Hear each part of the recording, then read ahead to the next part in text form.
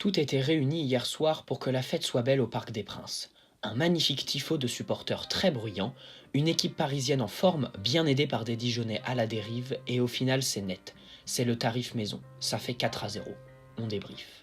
Paris se présente en 4-3-3 avec de nombreux absents et une défense remaniée avec une charnière inédite composée de Kehrer et Loïc Mbesso.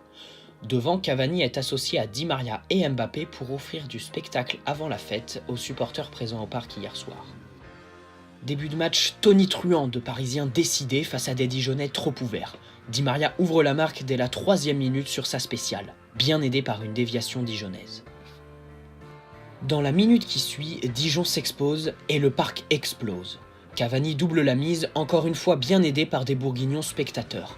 Meunier s'offre un boulevard, Di Maria centre sur la tête d'un matador complètement seul qui ajuste dans la facilité un gardien dijonnais qui, à l'image de son équipe, est complètement débordé.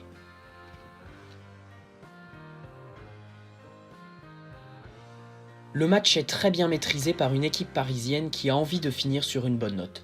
Les transmissions vont vite et sont fluides, les ballons sont rapidement devant. Les occasions se font nombreuses et l'addition aurait pu être beaucoup plus salée pour les Dijonnais qui se sont trop exposés défensivement et qui auront été bien trop fébriles offensivement pour inquiéter une défense parisienne rassurante. Clean sheet pour Areola.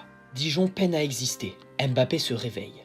Après une demi-heure en demi-teinte, le prodige aux statistiques complètement dingues vient assommer Dijon et tuer le match en inscrivant le 3e but parisien à la 36e minute, profitant d'un ballon qui traîne dans la surface dijonnaise. 3-0 pour Paris. C'est le score au terme d'une première mi-temps totalement maîtrisée par des Parisiens concernés contre des Dijonnais hors sujet.